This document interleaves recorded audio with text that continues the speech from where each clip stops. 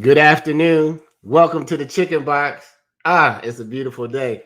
Man, it was so much turkey. It was like so much turkey. Turkey, I know this is the Chicken Box, but like it's just after Thanksgiving, Misha, I think you're frozen. After Thanksgiving, I think turkey just comes with everything, right? You make turkey soup, you have turkey sandwiches, you have so much turkey. But anyway, I hope you're having a fantastic day, whether it's lunchtime, if it's breakfast time, or it's dinner time if you're overseas in Africa. Welcome to the Chicken Box. I'm your host, Kevin Impeccable Peck, and we have we started the conversation before Thanksgiving, and man, my co-host is frozen. I think she's frozen in time. Let me see. I'm gonna take her off so I can just be by myself. It feels lonely by yourself. But I'm Kevin Impeccable Peck, and this is where we speak our truth, powered by the Afro-American newspaper, who's been around for 129 years. Man, we're talking crypto, Black people versus crypto. This is part two. The conversation was so good the first time, just being exposed to the concept and beginning to just wrap your mind around where currency and where money and where finance, where banking, where the world is moving to as far as in currency.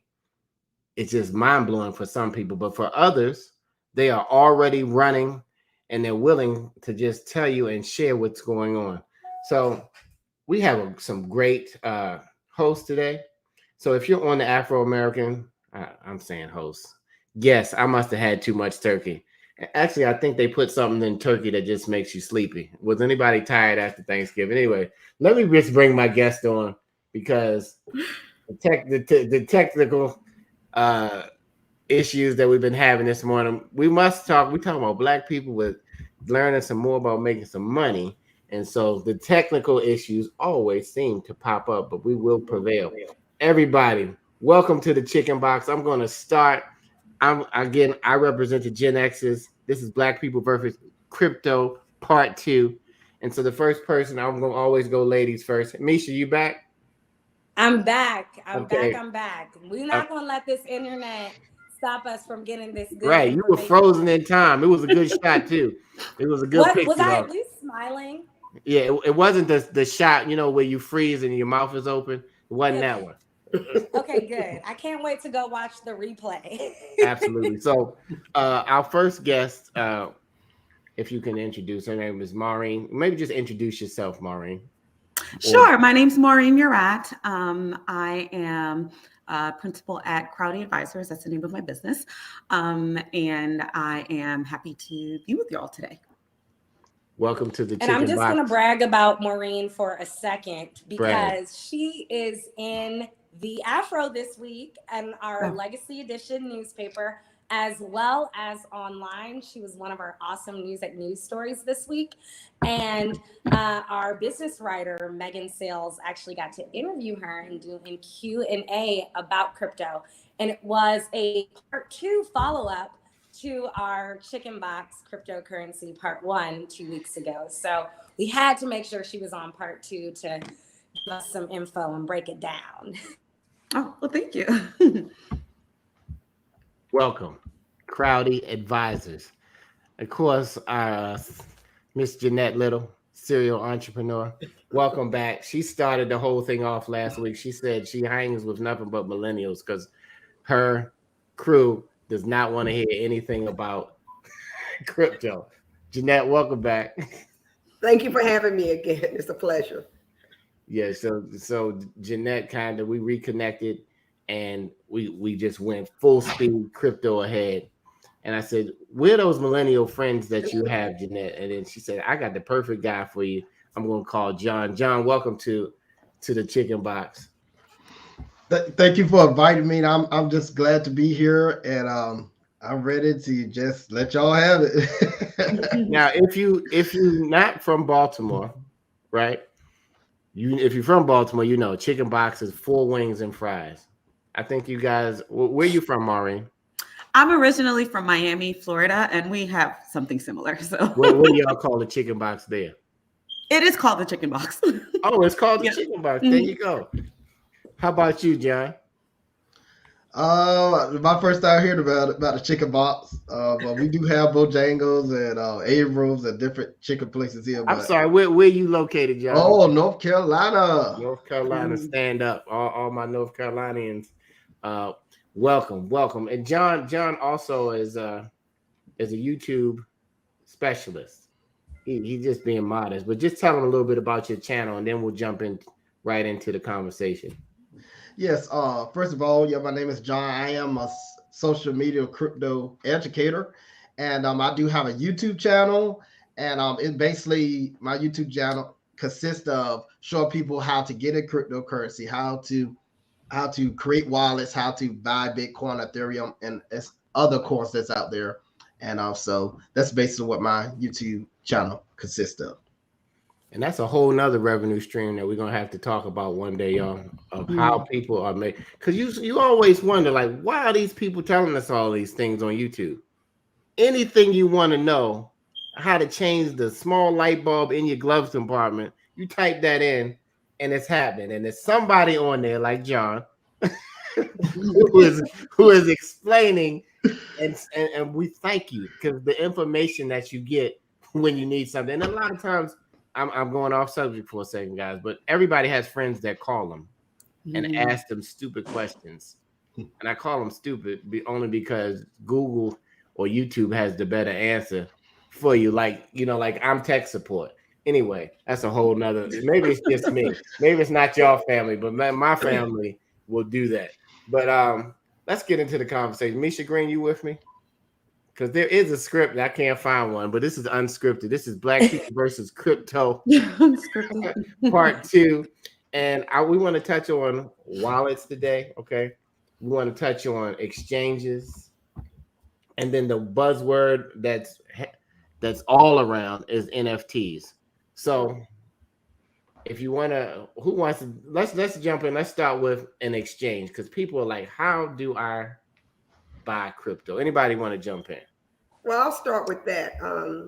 When you first start in crypto, you're looking for a wallet. A wallet can be on an exchange, or it can just be an app on your phone. Some wallets are not exchange wallets. Some of them are just an app on your phone, but most of them, they do update by the minute. There's coins change by the minute, so you can watch it right on your phone. Most baby boomers do their wallets on their phone. Most millennials do their wallets on their phone. Most baby boomers do it on the computer because they still feel safe with that computer. I do it on both. I have the phone as well as the computer. But there are so many different exchanges out here. Most people who are new, they hear Coinbase because Coinbase is a centralized wallet. But there are so many decentralized wallets, like you can name them. There's hundreds of them. There's KlueCoin, there's Atomic Wallet, there's Exodus. A lot of people like Exodus because that's like a web-based wallet. And Atomic Wallet is the same kind. You can plug in anywhere.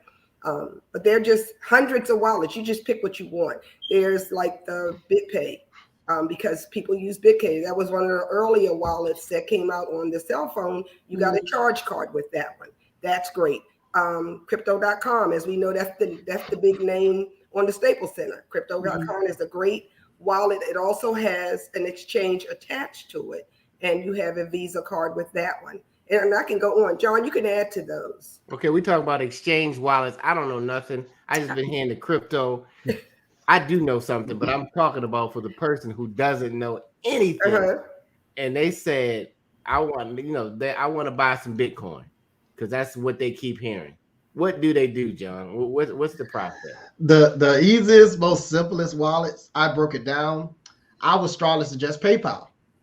PayPal they allow you to buy Bitcoin and Ethereum, and it's simple. The most easiest wallet that I could refer people to is PayPal.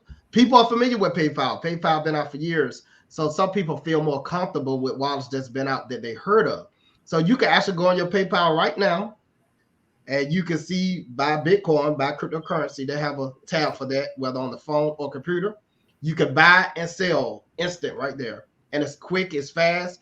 If you buy Bitcoin today, if you want to sell tomorrow, you can do it instant and convert your Bitcoin right back to USD, withdraw right back to your card instant, or your bank account within a couple of days. Also, Cash App is the second wallet I suggest.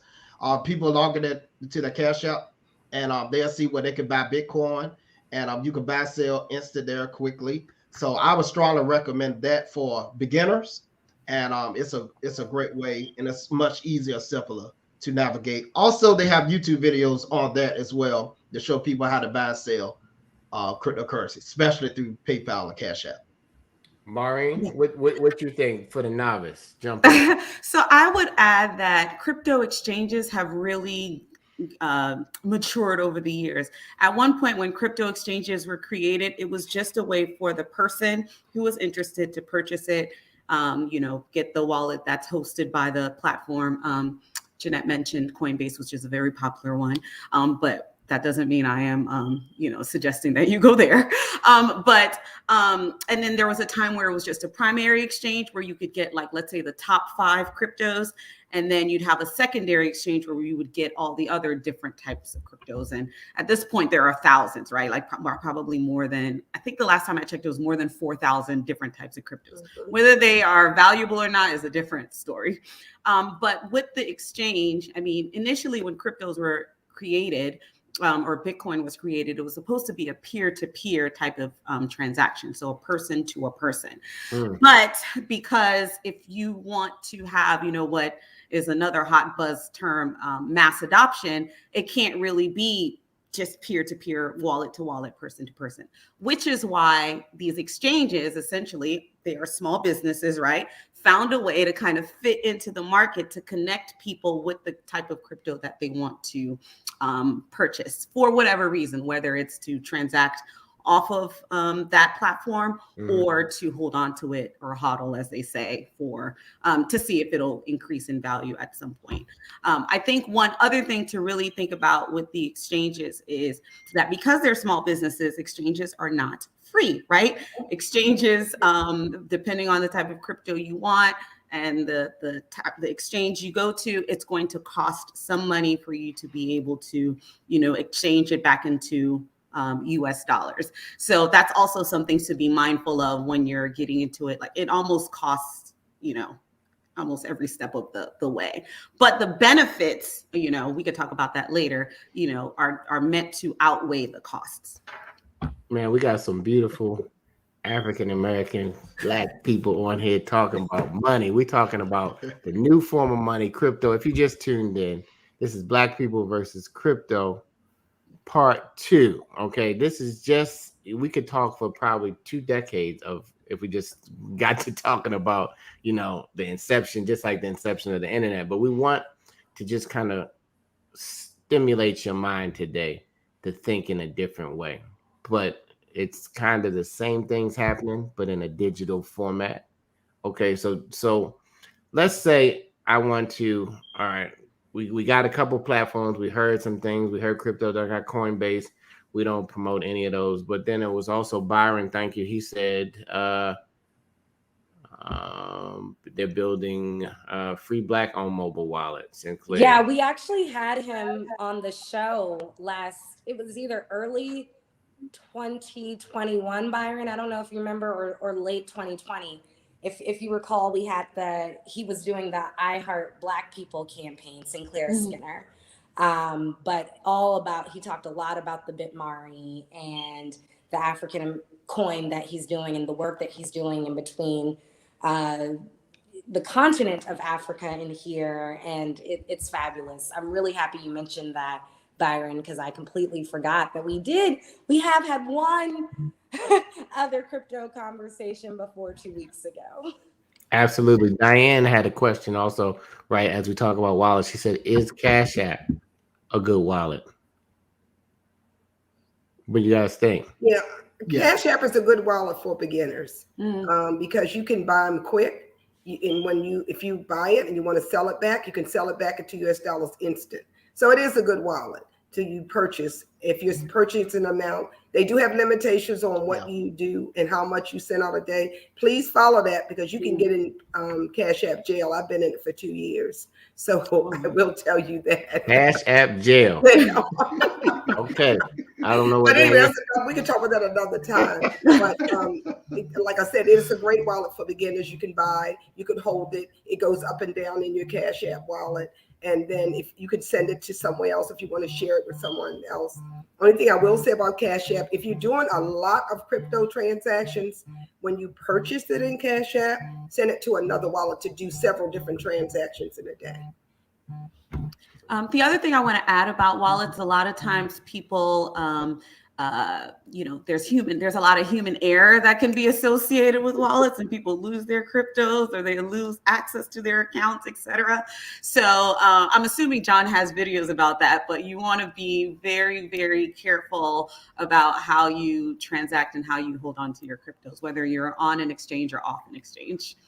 That's good. I'm glad you mentioned that because I give tips like most of the time addresses like cryptocurrency, like Bitcoin addresses, they like long letters and numbers. I think it's between 24, 22 letters and numbers. And the key to it to memorize, to make sure you send it to the correct address is memorize the first three of the address and the last three. So by the time you paste it to send it out, you know you send it to the right person. Or like send it out or receive it. If you want to receive something, make sure the person at least memorize your first three of your address and the last three of your address. That's just a key tip to make sure you send it to the right person. And it helped a lot of people as they, learn that little key tip. Absolutely. Somebody out there scratching their head right now. They said an address. What in the world? Okay, so look, most people have a phone, right? Most people have an Android or an iPhone. And most people probably have a wallet in their phone right now, right? Some kind of digital wallet. Right. You know, got people tapping their phone and doing all kinds of things at the cash register, sending money back and forth. Now, this cryptocurrency, we've heard Bitcoin. What is cryptocurrency? Let's go down the line. It's nothing more than technology. That's it. All right. That's all it is. John? I would say, yeah, digital currency, which is technology. To add on that, I'd say it's a digital currency that allows you to either transact between peers or to purchase goods or to hold on to. But the benefit of this digital currency that you don't necessarily have with, let's say, a Visa card or MasterCard or whatnot, is the crypto in cryptocurrency, which is the cryptography, which is, meant to protect. Let me just add to that. Just always for the newcomers, think of your charge card. You never touch your money, but you send it and you pay for different things as you go through the day. That's digital currency. And it's the same thing. So just think of it like a charge card. You don't have it in your hand, but you can spend it. Absolutely. So we've been hearing about it. All these, we said Bitcoin because that's kind of like the godfather, right? But it's thousands of coins now, right? Right. And it's so much information. And we said 2 weeks ago that you should partner up with somebody who knows something. And sometimes your partner might not be a direct friend. It might be John on YouTube. You know what I mean? It might be his YouTube channel that kind of mentors you, because you can really get a lot of information from just listening to some of the people who have already done it before. And when he said address, so let's say, we got our wallet on afrowallet.com. Okay. We're making up this wallet, but it might be real one day. Now, how do we get our money into this particular wallet? Okay, so when you get your wallet, now you want to get crypto into the wallet. Well, we want to get money so we can buy crypto. Okay, so you use a regular debit card. Most of the wallets, like Trust Wallet, Cash App, all of them, they're pulling from your account. So you purchase it with your regular bank credit card. Okay, and then once you purchase it, it shows up in your wallet. Now you have crypto, and it'll fluctuate every day, up and down or whatever, and you can watch it. Now, once you get it in there, let's say you want to send some. It's a send and a receive. It's no different. You're sending out or you're receiving Bitcoin coming in. There's two different addresses. One is the send address. One is a receive address. You always got to make sure you use the right address. Right, Think and that's about what, it like a bank account. that's Your what John bank- was talking about, Right. right? Mhm. So it's kind of like an email address, but it's just longer. Right. Mhm. Yeah, yes, that's Right. a good So, explanation. right, Yeah. okay. So that's how if you wanted to send me some money, John, and I had a wallet, Mm-hmm. you could send me some crypto. Yes. You could send me some crypto. I would need to give you what my Receiving address. my Yep. receiving address. Mhm. Okay. Yep. All right. And also they got barcodes. Now Right. that's what changed the game. Yeah. They Yes. converted digital money into barcodes. Many of us is used to barcodes. That's what got my attention because they scan products, right? The UPC code.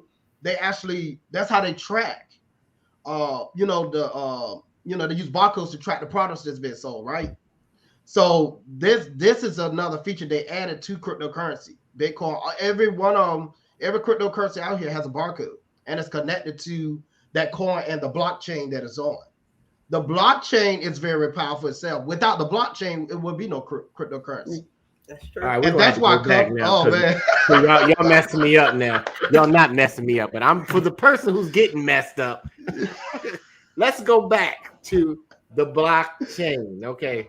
Because we're hearing all of these terms, y'all. We're hearing blockchain, we're hearing Yes. wallet, we're hearing Ethereum, we're hearing Bitcoin. You know, somebody screaming out Shiba. You know what I mean? There's so many things that are happening, and people are like, "Am I going to lose money?" I mean, like they're on the edge about what's happening. So, okay, the blockchain. Maureen, let's start with you. So I would say to think of a blockchain as blockchain is an underlying technology which creates this distributed ledger, and this is how you can keep track of the different cryptocurrencies. You said ledger, Yes, Mhm. a Ledger, ledger. okay. So a line of transactions. just like back in the day when they didn't have any computers and somebody kept the books Right. and they had a ledger. Okay. Or an Paper Excel trail. spread sheet is another way to look at it. Okay. All right. Yes. I'm just in case we got some boomers that love technology, and the boomers when they get a hold of it, millennials, y'all better watch out. Right. And then, so I like to think of blockchain as kind of like maybe like a railroad track. What's beautiful about it is that you can build things on top of it. Cryptos are just one of the types of things you can build on top of blockchain technology. There are other types of products that you can build. There are supply chain, healthcare records, things like that. But I know we're talking about cryptocurrency, but cryptocurrency is one of those things you can build and have it be supported by blockchain technology. All right. So maybe we had to come back and get in depth on blockchain one day. But John, you got anything to add to the blockchain? Oh, she sums it up. You can research it. You can Google it. You got major companies that's using a blockchain for the supplies like McDonald's. They using the blockchain. They created their own blockchain to tally up to keep records of what's been sold. It's an easier way to eliminate error. The blockchain is basically, it allows everything to function and eliminate a lot of these errors or miscalculations. So the blockchain is very powerful technology that keeps everything synced and accurate.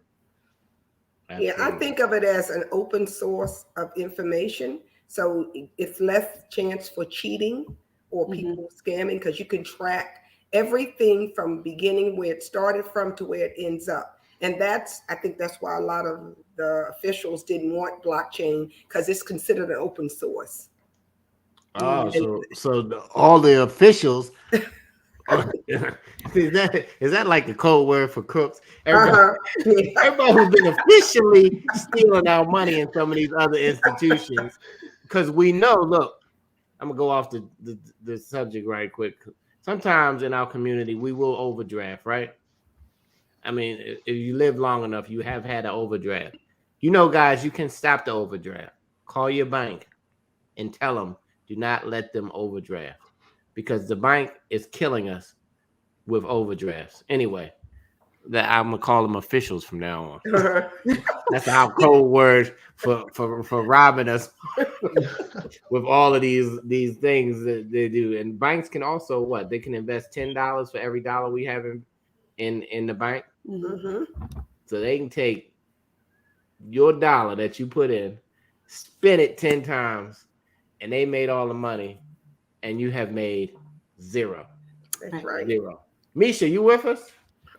I'm here. I don't know if the internet is going to let me be great or not, but I'm here. I'm here and learning. Can y'all hear me? Yes. Yes. Mhm. Okay, good. The thing I was going to mention about blockchain and cryptocurrencies, to your point, Jeanette, is, when you go way back to 2009 and you look at the Bitcoin paper, the white paper, the whole goal was to be able to make sure that people couldn't double spend or spend more than they actually have. And oftentimes that's the traditional banking system doing all of those things, right? So if you use Bitcoin or a blockchain based program, then you aren't able to do that. Right. Got it. It's Okay, more like Fred- having custody of your own finances. Boom. BYOB, be your own bank. Hand There you go. That's why Yeah. you'll hear words like DeFi, right? Uh-huh. Yes. Okay, which is what? Decentralized finance, right? Decentralized finance. Mhm. Yes. Okay, so Fred had a question. Let me see. Fred, thanks for tuning in today. He said he really wanted to know about this. Okay.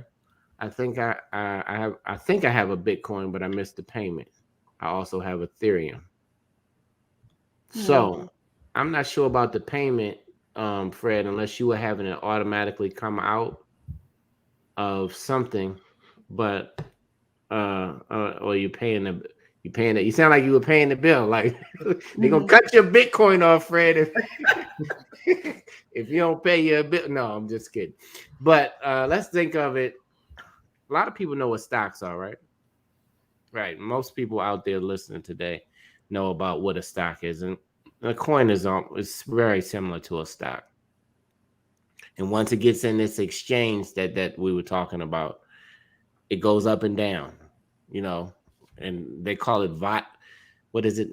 Volatile. Hello, sell high. Volatile. Yeah. Yeah. But because like today it could be really high and tomorrow it could be. And so it's some people who like to, just like day traders in the stock market, they like to buy some coin, watch it go up, and then take their profit and then buy some more coin.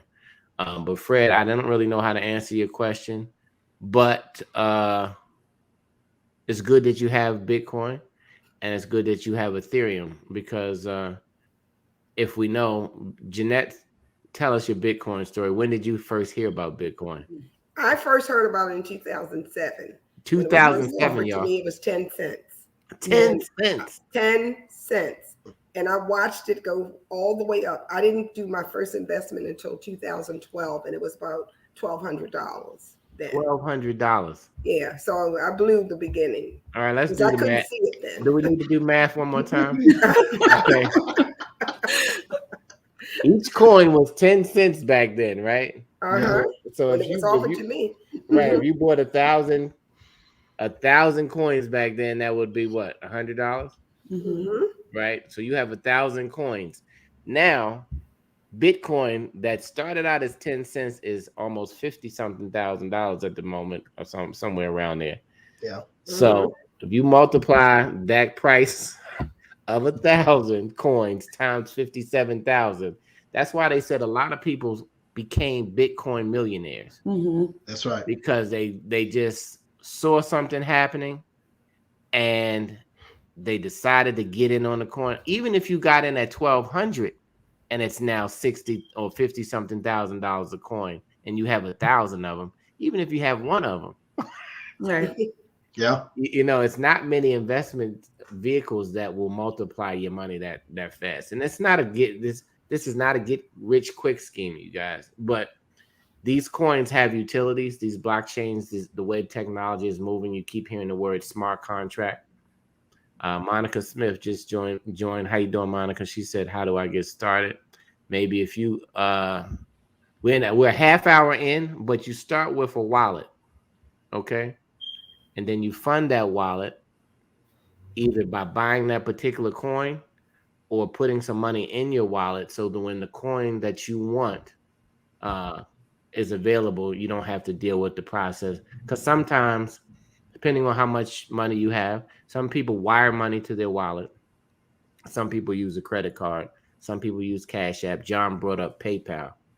And that's how you get started. And we talked a little bit more about it in the beginning. So this will be recorded and on the Afro-American newspaper, which has been around for 129 years. This is not a shameless plug. This is information and very inspirational. And this has been a beacon of light in the African-American community. And some people have never heard of us, which is okay. But we want everybody to hear about us, because when you're around 130 years, you know that you're doing something right. I don't care if you've ever had a business, whether it was a lemonade stand and you didn't make it 2 weeks.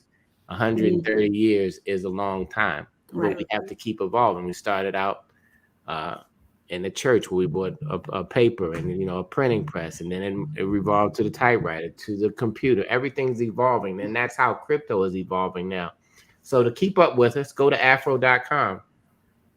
Just go to afro.com. Yes, we have a legacy edition, a newspaper, but we also have, of course, we had our website for longer than USA Today. Longer than USA Today. Misha, you so frozen. I don't even know. I know.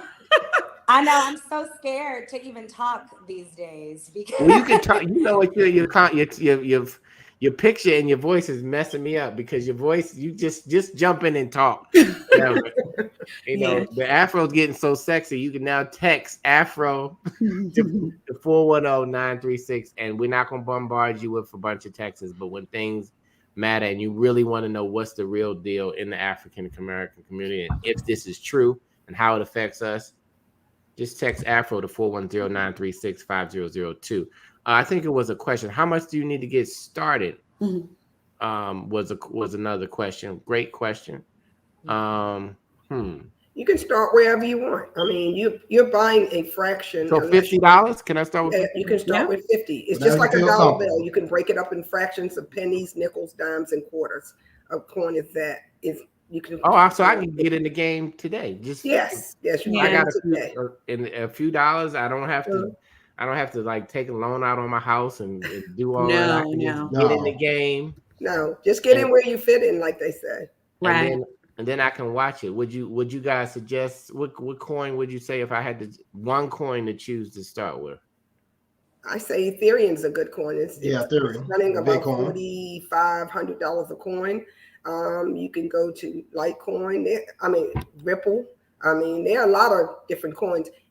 Most people hear Bitcoin, but there are over 2,000 or more coins, and they're coming out every day. So if you want to know about the coin before you purchase it, go to coinmarketcap.com.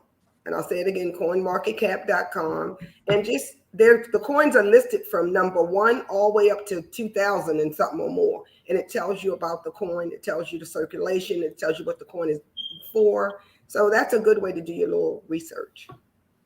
Okay, is this right? CoinMarketCap? Yes. CoinMarketCap, and that will give you the rankings of coins and what they do, and tell you how much it's selling for. It tells everything. So you can literally find a coin that was 10 cents, maybe, like, or a penny, maybe, like when Bitcoin was, and if you believe in that coin that it might grow, you may take a risk, because for your $50 with 10 cents, you can get a few coins, huh? Yes. Yeah. You can get a few. Misha, are you with me? I'm here. All right. So what are you hearing on those digital streets? Back in the day, it used to be on the streets, but now everything's so digital. What are you hearing on the digital streets about these exchanges and wallets? And then we're going to talk about some NFTs and stuff in a minute. Well, the digital streets are talking nonstop about Bitcoin. I love Twitter, in particular Black Twitter, because Black Twitter does not hold back on what they're thinking about anything. We know that. But they're talking about crypto and really trying to educate the people and the masses. And so some of these are direct quotes from Twitter that I have from the past couple days, and then some I still pulled from a few weeks ago that I wanted you guys to hear, especially if you did not do Crypto 101.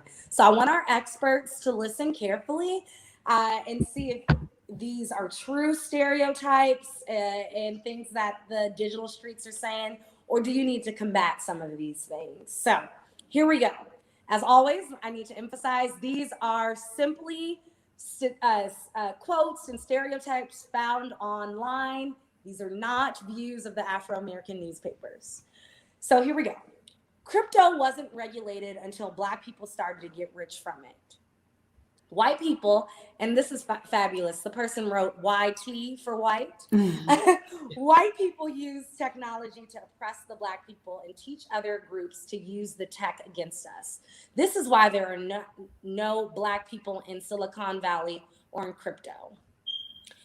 I want to see more Black people in crypto. Black people love crypto. Not gonna lie, makes me a little nervous sometimes. To the Black people on my timeline, buy some crypto. This is a revolution that's going to close the wealth gap.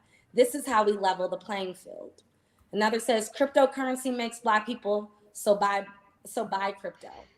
Another says what we really need to be doing is to now utilize the technology behind blockchain to enhance the quality of life for our people. Someone else said, these guys spoiling the concept of crypto. Another person said, I can't wait until I get a better understanding of crypto. I feel like it's so much potential for Black people to generate generational wealth. Someone said, the push for Black people is to invest in these illiquid cryptos is rubbing me the wrong way. Sorry, y'all. I'm also reading in internet speak. So it's rubbing me the wrong way. Also, just so it's clear, the odds of Bitcoin giving you a 1,000% return from these levels are extremely low, even a 200% return. Someone said, I love seeing so many Black people in the crypto space. And finally, some people don't understand crypto is just having an early Black Friday sale, which I think is just funny. So experts, what are these true?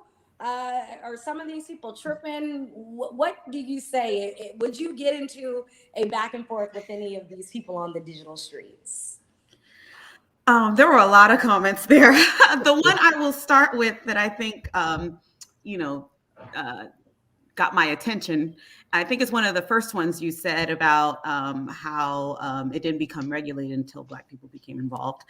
I think that is not true. It didn't become, one, it's not really at the point where you could really say it's regulated yet. Two, because the reason why I think the regulators and industry folks are taking great notice of it is because there is money circulating without them being part of the process, right? There's no tax on it. Now there is, but because now the regulatory scheme has found a way to tax your cryptos and all that. But at one point, people weren't paying tax on it. People weren't having to pay, any registration fees because Bitcoin is not a business and things like that. I think the reason why regulators are involved is twofold. One, because they're not part of the process.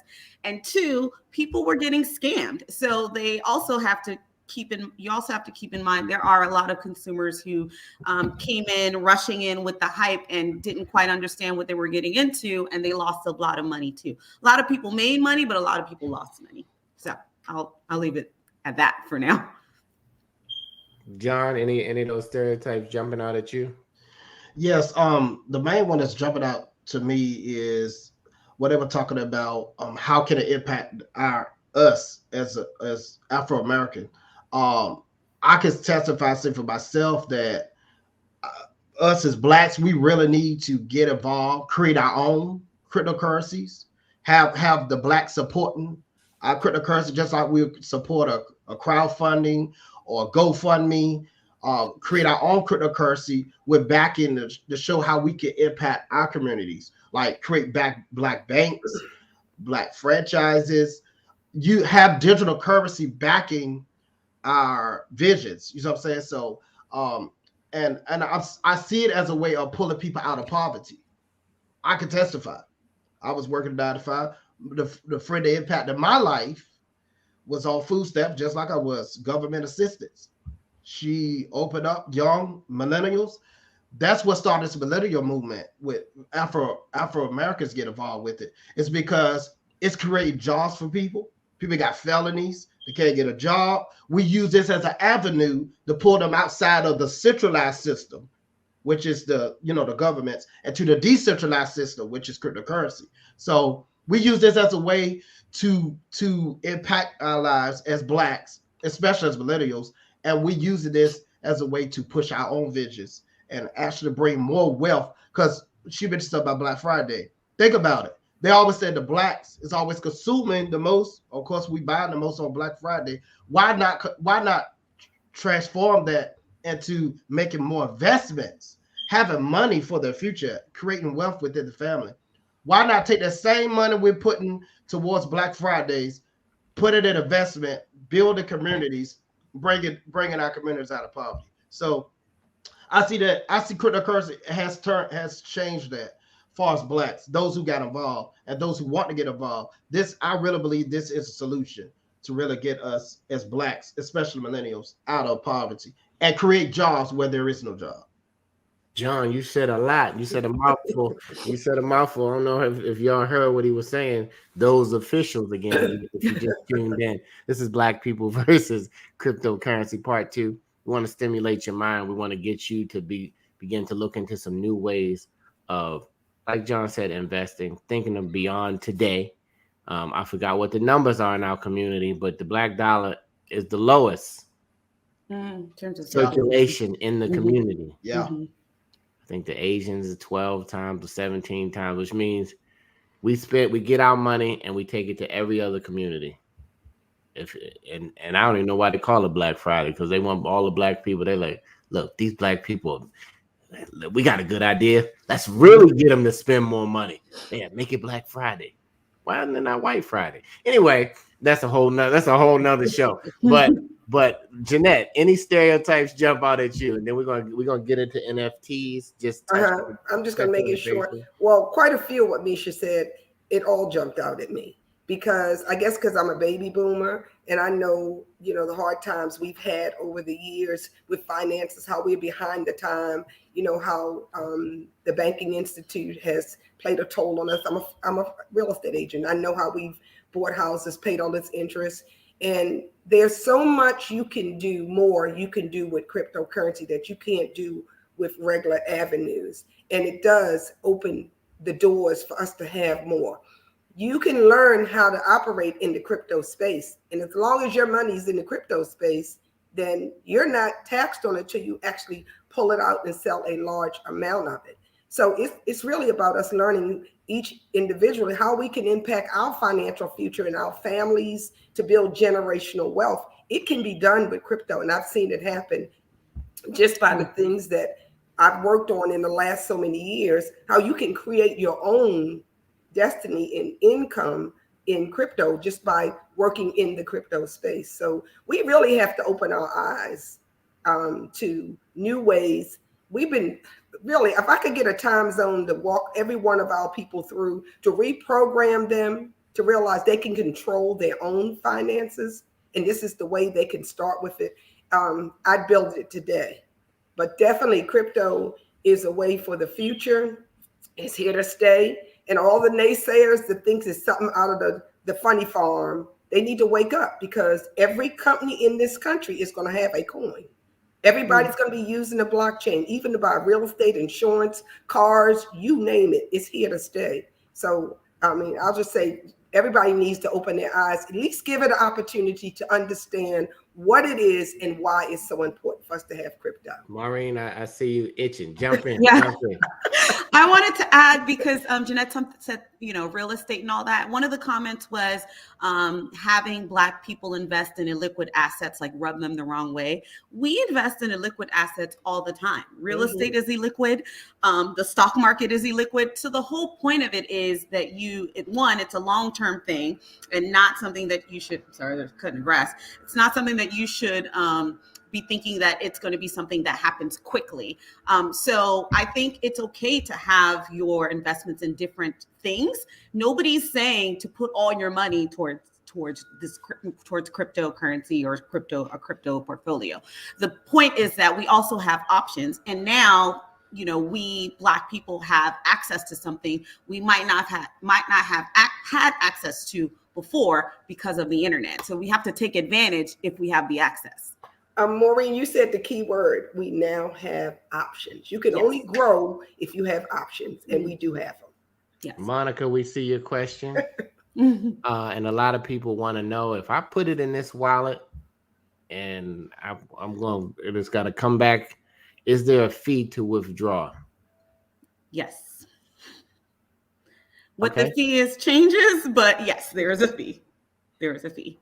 It's a fee when you withdraw from the bank. Yeah. Yeah, You it's just a fee and don't everything. realize it. Yeah, but if I get some coins at 10 cents and they go to $1, who You don't cares care about the fee? Right. little fee between friends. You know what I'm saying? Well, listen, it's a clue, people, when they changed the famous Staples Centers, as we talked about, to crypto.com. These are clues that big business and quote unquote the officials are giving you. So I think it's time, like Maureen said, you don't have to put all your eggs in crypto, but you need to start learning and stop acting like it doesn't exist, because they're getting rid of change. You're going into restaurants when they're saying only card only, no more cash. They are moving in this direction, and we have to be up on it. Not like, you remember the digital divide? We can't have the crypto divide at 2. Right. No, we're too smart to be left behind.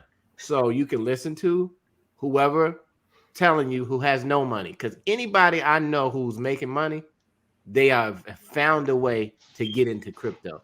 Anyway, what was that last question? I'm sorry, Denise. Oh, go ahead. Yeah. My producer. Thank you. I have been interested in cryptocurrency for a couple of years. However, I've been afraid to take action. You are not alone, Denise. You are not alone. So get whatever, $100, $50. You can take action with that much and just dip your toe in the water until your belief level goes up. Because a lot of times people just don't do things because of their belief level. But when you see that it works, then you're like, oh, and then a whole new world is going to open up to you, Denise. And today is your day. It takes no money, y'all, to sign up for a wallet. So go get yourself a wallet. And if you have Cash App or PayPal, like one day I was on PayPal, just, you said the grass man, Maureen. I was like, where do you live again? I forgot Miami. I'm like, everybody else is freezing. You talking about, yeah, that's the grass man. We all look at you. Oh, like, no. I don't live in Miami. I'm from Miami. I'm in DC. But yeah, they come and cut trees. They cut. Oh, okay. The grass man. He's doing other things. He got to get Yeah. up on, right? It's gonna be a coin for your grass man soon, right? Right. Because just a little while ago it was what, Cash App, and then people was like, "Can you Cash App me?" And we like, and everybody was like, "What? Yeah, just download the app." Nobody thought about it too much. They just did it. Then one day a button popped up on your Cash App, right? That said Bitcoin, and we was like, "What? You could buy Bitcoin on Cash App?" So get involved. Craig Talley just jumped in. There needs to be a coin that moves the Black agenda. Yeah, Now that we need. I was just talking about that, and we can start it. Community, they got a Black Panther coin out. Somebody that went and saw Black Panther say, well, let's create a Black Panther coin. I also want to put emphasis on this. What opened me up to be more free with cryptocurrency is Forbes.com, the Fortune 500. We so busy looking at the regular news, we don't know what's going on behind the scenes. Behind the scenes, you got mega companies. You'll be surprised who have mega companies that we all been to, the shop that has got involved behind the scenes. You don't see them really putting their name out there saying, well, I invested in Bitcoin, I invested. You got celebrities, 50 Cent. Go do research. He came back because of Bitcoin. He was bankrupt. And they got articles out there on that. So what opened me up and what helped me to learn is to follow the Forum Economics and follow Forbes. And you could go to Forbes.com right now, search Bitcoin, you'll see the latest news, what's going on, and you still got major companies still getting involved, still supporting. So that's what helped me open up to cryptocurrency, even at a deeper level. All right, NFTs, y'all. NFT. We're just gonna touch on it, y'all. We got through a wallet, we got through exchange. Denise, today is your day. Go open up your wallet. Even if you don't put your money in today, Don't be scared. Okay, is when you have a great meal for $100, that meal's gone. But when you buy some crypto, that meal can multiply. So just think about it that way, and don't look at it every day, or you drive yourself bananas. I mean, you can look at it every day, but crypto is way more volatile than stock. So it's going up, it's going down, and if you see it going up and you say, "Hey, I want to take my 100 out," send it back to your bank account if you feel that way. Or you can say, "Hey, I made some money with that first 100. I'm gonna buy another coin. They told me to buy some Ethereum, so I'm gonna take this and that. I made $100. I'm gonna take this and I'm gonna buy another coin with that." And that's how you begin to build your crypto portfolio or your wallet. Maureen, Misha, you back? Yes. I'm back-ish, I hope. Man, that hotel Wi-Fi they need to dust it off. Can you hear us? Can you still hear us? But I ended up connecting to my phone's personal hotspot, so hopefully my phone is connected to the hotel's Wi-Fi, and my iPad is connected to my phone. So fingers crossed. You frozen in time. You like the first crypto we can coin. still hear. We can hear you, yeah. That's so funny. So I'm frozen, but you can hear me? Yes. All right, so let's get into NFT real quick. We got 8 minutes. What is an NFT, you guys? John, I'm gonna let you start with that, or even on Maureen. Go ahead. Well, I was just gonna say, just like a general description or definition, an NFT is a non-fungible token, which means that it's a unique and it's not interchangeable with. It's not an interchangeable, I guess, unit of data that you have on a digital ledger. So it is also bolstered by blockchain. Most people use Ethereum because of the smart contracts. But NFTs, and we've heard it being associated with art, but it can also be associated with music or audio or other types of data. Essentially, a token kind of points or represents a piece of data. And when it's non-fungible, that means it's not interchangeable. So when you think of, let's say, fungibility, a fungible token would be like a Bitcoin, right? It's the same unit. It can be exchanged. It's the same thing over and over again. A non-fungible token is what you've seen when an example could be like an airplane ticket. So an airplane ticket, we're all going to the same place, but my airplane ticket number is different from yours. My seat number is different from yours, but we're still all going to the same place. But that airplane ticket, if we had it in digital form, it would be considered non-fungible. Got it. John? Great. She broke it all the way. Well, first of all, who comes up with these words? Fungible. I mean, yeah. I don't know who came up with that. It is non-fungible. That messes up with all Black people. Like, wait a minute, that's not a word we say. Well, that's why they just say NFT, right? Then just right, because if you say fungible too much, you think you got some kind of disease. You know what I mean? It's like athlete's foot is fungible. I'm glad she broke it all the way down, and it's just a digital form of selling something that you own. Like that's why the ticket. That's why she put emphasis on the ticket. You buy the ticket, that means it's personalized. So only you have that code or whatever, or digits, and it's what you go on the flight and all that stuff. It's basically showing ownership, and you selling digital. Like she said, when I first learned about NFTs, I thought it was just art. Because all I would see is art. But when I started to dissect and go to the websites that actually people are selling NFTs, you got more celebrities getting involved with NFTs. I kind of found out it's music that a person owns. They can sell it digitally for crypto. So they can set a price, set it up, have people listen to portions of their beats as an example. And if somebody likes it, they can buy, and then they can take part ownership of their actual audio that they purchase. So NFTs that's all you hear right now outside of cryptocurrency, which NFTs is still a part of the cryptocurrency because it has to use it to to make transactions. So NFTs is I would definitely strongly suggest people to start learning. You got a lot of people that's creative, that's creating their own art, they're creating their own music, they're creating their own videos. This will be something where you can actually make extra money on the side. Learn it. You could actually upload your images, upload audio, and sell it. Set a price for it. Have people bid on it. You can have people bidding. So it just basically taking your own personal content that you have and actually be able to sell it online and basically make some money with it. Man, you see people Yeah. coming up with all of these pixelated, like this is Right. this is Yeah. a picture right here, right? And it's Mhm.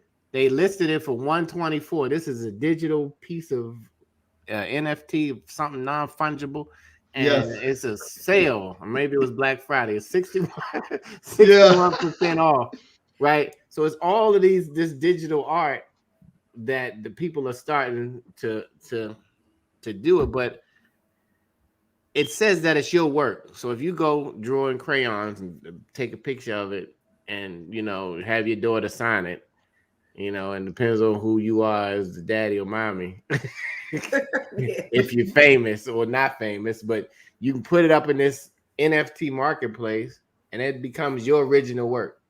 So the officials technically can't steal your copyright. So is it basically like it's kind of like copyright, you know, on steroids, pretty much? Not really, Not really. because, and so I know we're talking about the good things about NFTs, but we have to also mention Go ahead. some let's of hear the let's hear issues the other with side of NFTs, right?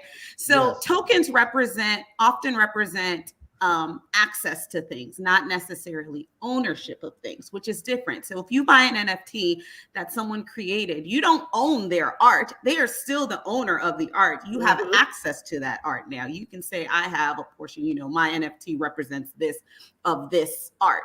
This is also a way to kind of pay artists or have them be compensated for their work outside of having a middle person like an agent or a producer or whomever to Mhm. take part of their money. So I think what makes it really great for the art industry is that you can essentially get to your, you know, compensation quicker because of the people who believe in what you are providing. But there are also people who, you know, let's say copy and paste an image, make it look pixelated, edit it, and then sell NFTs to access it. And they don't actually have ownership of it. So one thing to keep in mind is if you're going to purchase an NFT, you want to make sure that the person you're purchasing it from actually has ownership of that thing. Right, that's true. That's good. That's real good. Okay, we got a Well, couple you know, minutes. NFTs are the big thing of the future. I'm Mhm. telling you, it's Mhm. getting ready to blow off Yeah. out of this world. I mean, you thought Bitcoin was big. It is big because that's powering it, but NFTs is the way to go. I mean, because I just saw an NFT a lady did of her body. She thought her body was hot. So she made an NFT. If you go on the website, OpenSea.io, you can see a lot of the NFTs that they have out there for sale. It's unreal what people think now.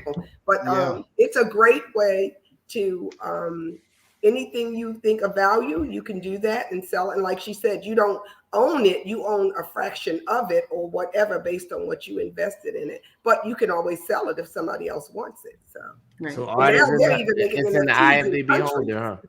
It's eye of the beholder, yeah. The value is Right. and we're running out of time, but you Okay. see Facebook is changing their name to Metaverse, to Meta, right? Yeah. And Getting so into NFTs, maybe we're gonna have to go part 3, y'all. So we can I know. so we can take I love it. take these digital works of art and put it into our metaverse, into our digital property, into our digital home, on our digital walls.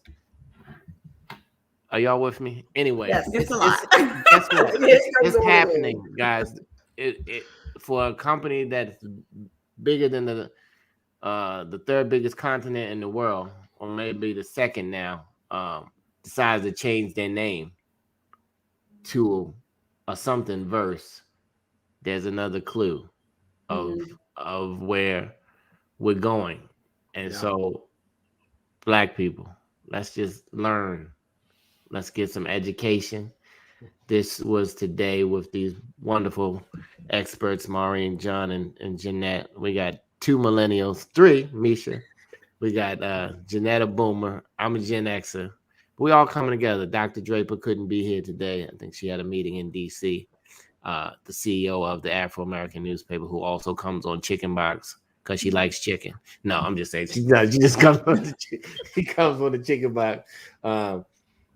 and then we chop it up from all perspectives. But you know, we can't get into these generational wars because we can learn from each other. Jeanette has learned from John, and she says she hangs around millennials when she needs to talk about the future of making money, and she's taken it. She and ran away, and Maureen, in your right mind, you know, you're killing the game, and John is as well.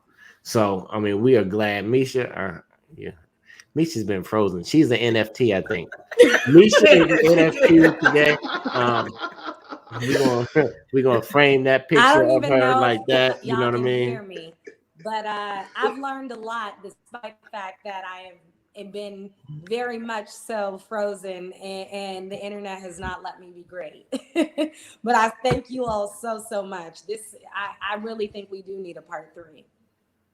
All right, we're gonna go from what we're gonna talk about next is the metaverse is what is all of this, and when I say seriously, people are buying pieces of land in the digital world for big money now, betting on that you're gonna want that piece of land in that world in the future. And just like people buy things, rehab them. I don't know how they're gonna rehab digital stuff, but it's gonna happen. You're gonna take that little space and make something else, and you and I are gonna go in it with our avatars. I'm like, man, you know, you like don't really want to do it, and put those Oculus things on, and you're gonna be. I get a headache. I don't know if anybody else. I get motion sickness from that. Yeah, it's going to be for the Gen Zers because they're already building stuff, right? I mean, they have Roblox, they have what's the one with the Legos, but it's not called Legos. They already do that, so Yeah, it's going to be for they them. do it, and like my children, they had Sims, and you know, and they would I mean, they would play that Sims game forever, and they would just be in it, and you know, so and so had a baby. I said they did, you know what I mean? I'm just looking at them. I'm like, hey, they're not bothering me. Sim on. Anyway, this has been a great conversation. Misha, we're sorry you frozen, but we are gonna make you an NFT. This has been Black People versus Crypto, and so we come every Thursday just to share, to inspire, to inform you, and just to push you, Denise, to go ahead and do what you need to do. Craig, Mama, we got Africa, we got Monica hanging out, Byron, and everybody else who's listening or listening on the replay. We thank you for listening, and remember to text the Afro. Stay up. We are owned by African Americans for over 130 years. So nobody's controlling our newsroom. Nobody's telling us what we can do, what we can say. And what we're trying to say is we have to get it. We need to get ahead, y'all, and stop being looking forward to Black Friday. Black Friday can be every Friday if we get our money together, which we already have it. We just got to not be selfish and share. You know, Black people think somebody's gonna steal something. You know, I shared the idea with you. Oh no, you know what I mean? It's not that, and then that's what's holding us back instead of connecting us. So thank you, John, for your story. Jeanette, always a pleasure, and Maureen and Misha Green, my co-host. Until next week, I didn't put a picture of the chicken box up, but it's 4 wings and fries this week. Okay. We will be here. God willing is what I learned, because you don't know, because there's some people who I thought I would be talking to today that I'm not talking to today. So until next time, call somebody up. They're in the house. Call a senior up who's just lonely. Nobody's talking to them. Nobody's sharing with them, and just say hello. It'll make their day, believe me. Just 5 minutes. Just give them a call and say, hey. And then tell them, then help them get on the internet so they can watch the chicken box. Till next week, you guys have a great day.